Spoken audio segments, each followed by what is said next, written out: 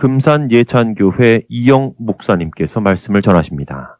오늘은 세루살렘의 제로에 관하여 말씀드리겠습니다. 그 성곽은 벽옥으로 쌓였고 그 성은 정금인데 맑은 유리 같더라.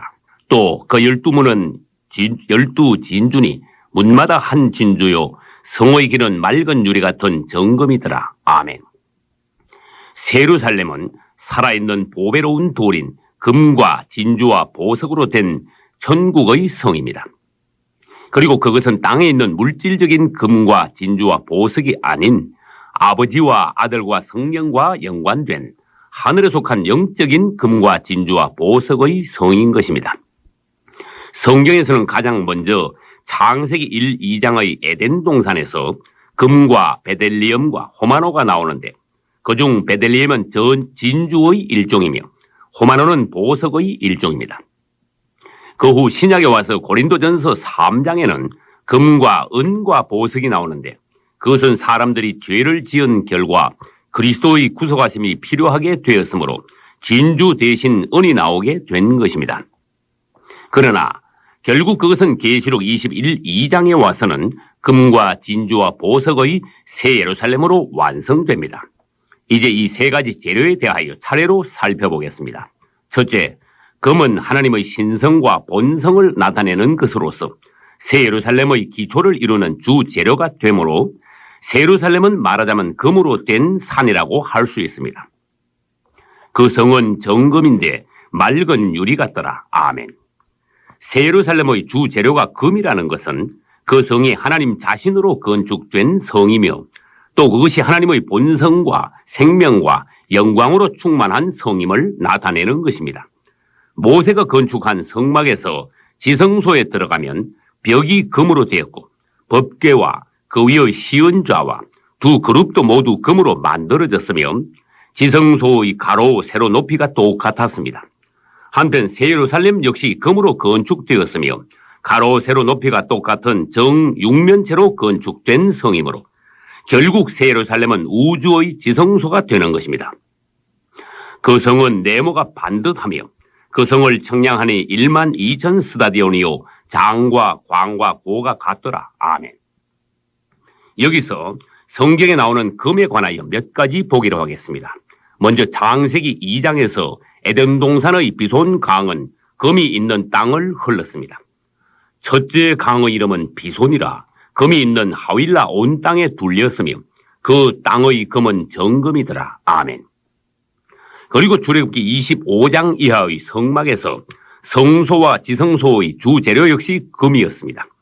먼저 성소와 지성소의 서쪽과 남쪽과 북쪽 벽이 모두 금으로 되었으며 성소 안의 세 항목인 진설병 상과 금 등대와 금향단 역시 금으로 만든 것이었으며 지성소의 법궤와 법궤 속의 항아리와 법궤 위의 시은자와 그룹들이 모두 금이었습니다. 그리고 스가랴 4장 2절에서는 특히 금등대가 나오는데 이것 역시 새 예루살렘과 연관된 것으로서 새 예루살렘은 그 전체가 바로 금등대이며 하나님의 영광을 우주에 비추는 등이라는 것입니다. 그 성은 해나 달의 비춤이 쓸데없으니 이는 하나님의 영광이 비추이고 어린 양이 그 등이 되심이라. 아멘. 또 고린도전서 3장 10절로 12절에서는 성도가 자신을 하나님의 성전으로 건축하기 위한 첫 번째 재료로서 금을 말씀하고 있습니다. 오늘날 당신이 자신을 금이나 은이나 보석으로 건축하고 있다면 당신은 성도의 환난을 통과하고 휴거될 것이지만 반대로 당신이 나무나 풀이나 지퍼로 자신을 건축하고 있다면 당신은 대환난의 불 속으로 들어가고야 말 것입니다. 그러므로 계시록 3장 18절에서 주님께서는 우리에게 나무나 풀이나 지퍼를 버리고 대신 금을 사서 부요하게 하라고 하신 것입니다. 진흙 같은 우리가 금으로 변화될 때 마침내 새 예루살렘으로 들어갈 수 있습니다. 그 성의 길은 맑은 유리 같은 정금이더라. 아멘. 둘째, 새 예루살렘의 두 번째 재료는 진주로서 그것은 예수 그리스도와 연관되어 있습니다. 조개가 진주를 만들어내는 과정 안에는 예수께서 십자가와 부활을 통하여 죄인들을 구속하시는 비밀이 숨겨져 있습니다. 작은 모래알 하나가 조개 속으로 들어가서 상처를 낼 때 조개는 계속하여 생명의 즙으로 그 모래알을 쌈으로써 마침내 진주가 만들어지듯이 모래알 같은 우리 죄인들이 그분을 상하게 했을 때 예수께서는 오히려 우리 죄를 위하여 십자가에서 죽으시고 그 피와 물로서 우리 죄를 덮어주신 결과 이제 우리는 그분의 진주로 거듭나게 된 것입니다. 진주는 사람의 손으로 가공하거나 제조된 것이 아니라 조개가 만들어낸 것입니다. 마찬가지로 우리 자신이 거듭난 것도 사람의 노력으로 된 것이 아니라 그분의 구속의 역사로 된 것입니다. 그러므로 모래알 같은 우리가 하나의 진주가 되기 위해서는 우리도 그분을 따라 십자가에 못 박혀야 하며 또 십자가 아래 머무는 삶을 살아야 합니다. 감옥을 통과한 요셉은 바로 십자가를 통과한 것이었으며 마침내 그는 하나의 큰 진주가 되었습니다. 하나님의 단련 아래 있던 야곱과 다윗도 역시 진주가 되어 나왔습니다. 한편 새 예루살렘에는 12문이 있는데 그 문들은 각각 하나의 진주로 된 것입니다. 그 12문은 12진주니 문마다 한 진주요. 아멘. 그리고 12진주문에는 이스라엘 12지파의 이름들이 있습니다. 그 문들 위에 이름을 썼으니 이스라엘 자손 12지파의 이름들이라. 아멘. 셋째, 새 예루살렘의 세 번째 재료인 보석은 성령의 변화시키는 역사를 상징하는 것으로서 그것은 땅속 깊은 곳에 있던 돌이 엄청난 압력과 높은 열을 받을 때 모든 불순물들은 제거되고 남은 것이 바로 보석이 되는 것입니다. 그러므로 보석은 이제 가장 단단하여 깨어지지 않으며 변하지도 않고 빛남으로써 하나님을 상징하는 것이 되었습니다.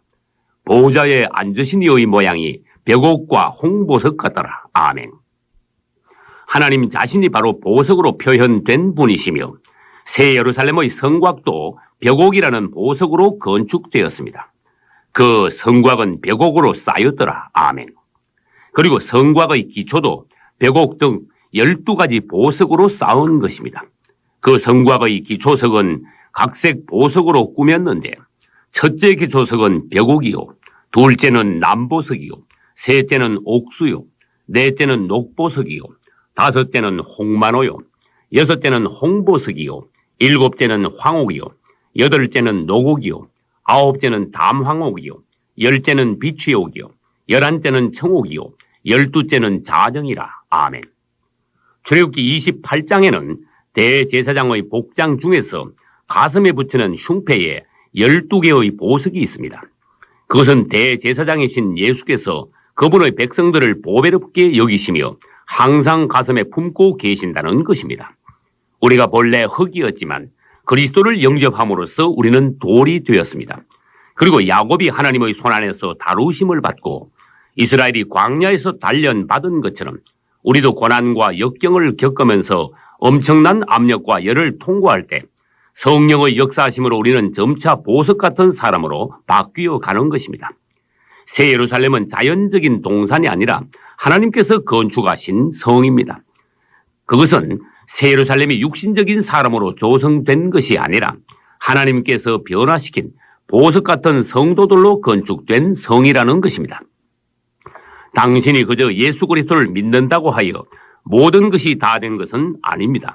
믿고 구원받은 것은 성막으로 말하면 성막의 문 안으로 들어가는 것을 말합니다.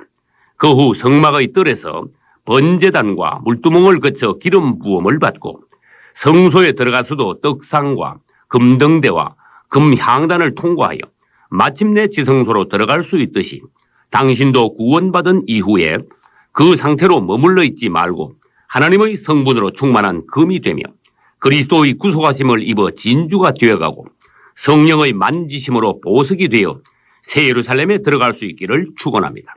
보라, 내가 속히 오리니 이 예언의 말씀을 지키는 자가 복이 있으리라. 아멘.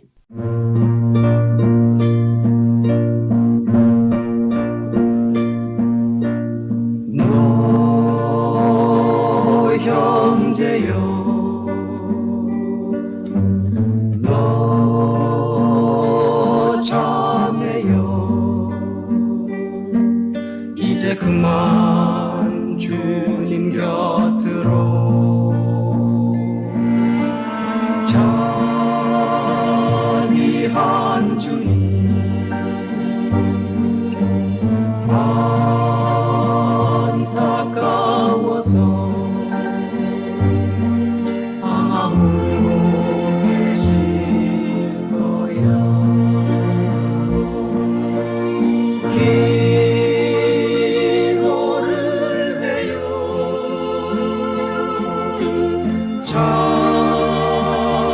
몸을